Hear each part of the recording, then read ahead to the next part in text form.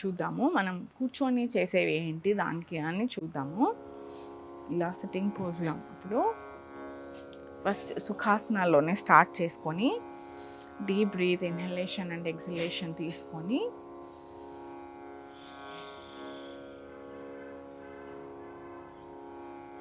Focus అంతా మన ధ్యాస బ్రీత్ పైన పెట్టుకొని అటెన్షన్ అంతా బ్రీత్కి తీసుకొచ్చి కూర్చున్నాక స్లోగా వజ్రాసనాల్లోకి వద్దాం మనము. వజ్రాసనం అంటే మనం ఇదివరకు చూసాం కదా, టోస్ అనేవి ఇలా టచ్ అవుతూ హీల్స్ పైన హిప్స్ హీల్ పైన పెట్టుకొని బ్రీత్ ఇన్ బ్రీత్ అవుట్ చేస్తూ స్లోగా పామ్స్ వెనకాలకి పెట్టుకొని ఇలా స్లోగా వెనకాలి అండ్ హెడ్ వెనక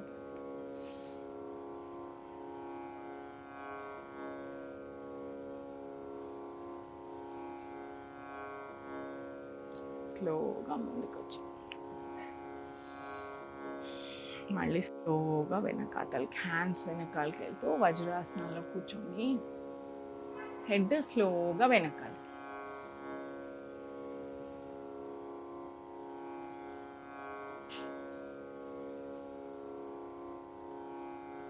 ఇలా స్లోగా ముందుకి మళ్ళీ ఇన్హేల్ చేసి స్లోగా ఎక్సేల్ చేస్తూ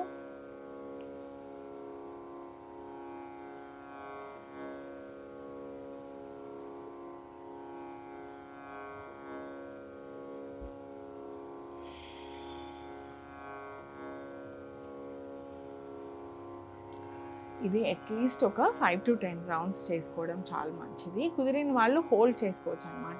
ఒక ఈచ్ ఆసనాలో ఒక 5 to 10 బ్రెత్స్ హోల్డ్ చేసుకోవడం. మనం ఒక 5 బ్రెత్స్కి హోల్డ్ చేసుకున్నప్పుడు ఎలా దాని పేస్ ఉంటుంది అని చూద్దాము. హ్యాండ్స్ ఇలా వెనకాలకి వెళ్తాయి కదా, హెడ్ ఇలా స్లోగా రిలాక్స్ చేసి డీప్ ఇన్హలేషన్ 1 2 3 4 5 అండ్ స్లోగా. ఆ పేస్ అనేది ఇంపార్టెంట్. హార్ట్కి చేసేటప్పుడు నిదానంగా మనం చేసుకుంటూ ఉండడం చాలా అవసరం అనమాట. ఇప్పుడు మీరు చూసారు కదా, ఈ పేస్లో చేసుకుంటే ఈ 5 బ్రెత్ కౌంట్ చూసారు కదా, అలా మనం ఇందాక చూసిన రౌండ్స్ అన్నీ చేసుకుంటే చాలా ఎఫెక్టివ్గా మనకు తెలుస్తుంది. అలానే గోముఖాసన చూద్దాము.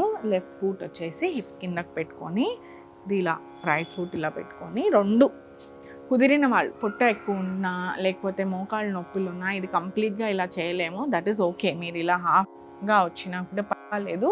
కానీ ఏంటంటే మనం ఇలా చేసినప్పుడు మన హ్యాండ్ మూవ్మెంట్ చాలా అవసరం అనమాట. హ్యాండ్ మూవ్మెంట్ అనేది మనకి చెస్ట్ని ఎక్స్పాండ్ చేస్తుంది అండ్ గోముఖాసన కూడా ఆక్సిజన్ని మన బాడీలో చాలా బాగా పెంచుతుంది. అందుకని ఏ లెగ్ అయితే పైనకుందో, ఇప్పుడు మన రైట్ లెగ్ పైన, సో రైట్ హ్యాండ్ వచ్చేసి పైకి పెట్టుకొని లెఫ్ట్ హ్యాండ్ మనం ఒకసారి నేను తిరిగి చూపిస్తాను.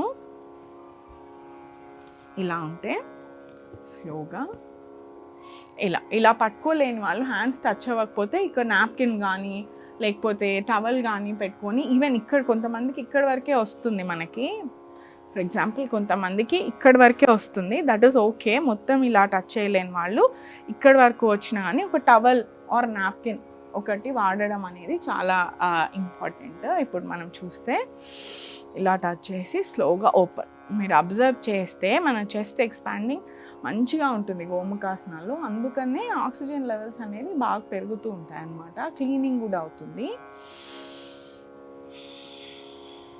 Deep breath.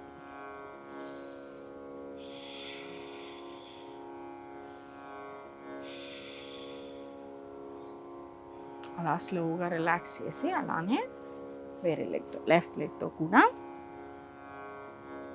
రైట్ చెస్ట్ పెట్టుకొని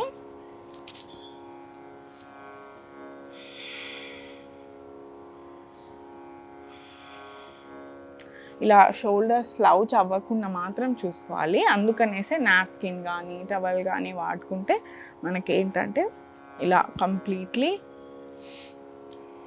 శ్వాస అనేది మంచిగా మనకు డీప్ బ్రీత్ వస్తుంది కూడా అండ్ చెస్ట్కి మంచి ఆక్సిజన్ అంటే హార్ట్కి ఆర్టరీస్కి మంచి బ్లడ్ ఫ్లో పెరుగుతుంది గోముఖాసనలో. మీరు చూసారు కదా, అట్లీస్ట్ 5 బ్రెత్ వరకు మనం అదే దాంట్లో ఉన్నాము. మళ్ళీ చూద్దాము. ఇలా రైట్ ఫుట్ అంటే పెట్టుకొని నీస్ ఒక లైన్లో వచ్చేలాగా కుదిరిన వాళ్ళు పెట్టుకొని స్లోగా హ్యాండ్స్.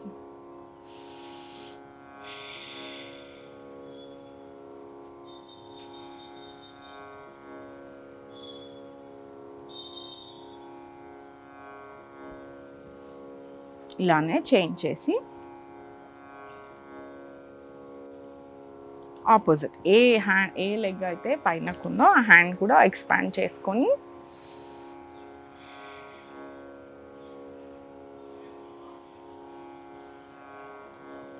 అలా స్లోగా అట్లీస్ట్ ఇది గోముఖాసన అనేది ఒక 5 to 10 టైమ్స్ రిపీట్ చేసుకుంటే మనకు చాలా చాలా మంచిది. అలానే మనం ఇంకొక ఆసన చూద్దాము, పర్వతాసన ఆర్ మౌంటైన్ పోజ్. ఇన్హేల్ చేసి స్పైన్ స్ట్రేట్గా పెట్టుకొని చెస్ట్ ఓపెన్ పెట్టుకొని షోల్డర్స్ బ్యాక్ పుష్ చేసి ఇన్హేల్ చేస్తూ పైకి ఇలా బాగా పైనకి ఎవరో మన హ్యాండ్స్ లాగుతున్నట్టు స్ట్రెచ్ చేసుకోవాలన్నమాట. ఇన్హేల్ చేస్తూ మీరు అబ్జర్వ్ చేస్తే ఎక్కడ మనం స్లౌచ్ అనేది లేదు, అంటే షోల్డర్ బెండింగ్ లేదు. ఇప్పుడు మీకు చూపిస్తాను చూడండి. ఇలా షోల్డర్స్ బెండ్ అయ్యి కానీ స్పైన్ బెండ్ అయ్యి కాకుండా ఇలా స్ట్రెయిట్గా పెట్టుకొని స్పైన్ నెక్ అన్నీ పెట్టుకొని బ్రీద్ ఇన్ బ్రీద్ అవుట్ డీప్గా చేసుకుంటే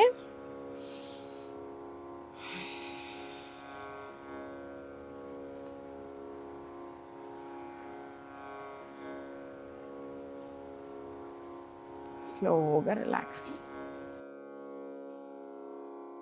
ఇంపార్టెంట్. ఇలా తీసుకొని ఇప్పుడు మనం మళ్ళీ చూద్దాం ఒకసారి. ఇన్హేల్ చేస్తూ పైకి పెట్టుకొని ఇలా హ్యాండ్స్ వచ్చాక మళ్ళీ మంచిగా దీని హ్యాండ్స్ని స్ట్రెచ్ చేసుకొని deep inhalation and deep exhalation.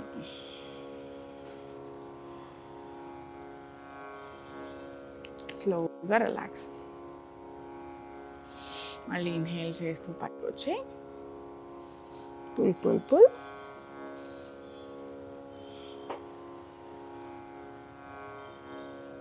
And స్లోగా రిలాక్స్.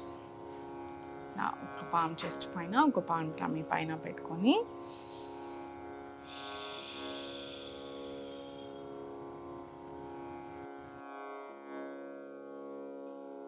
చేస్తే మనకి ఏదైనా సరే హార్ట్కి సంబంధించి చేసేటప్పుడు ఆ పోజెస్లో కొంతసేపు ఉండడం మంచిదన్నమాట.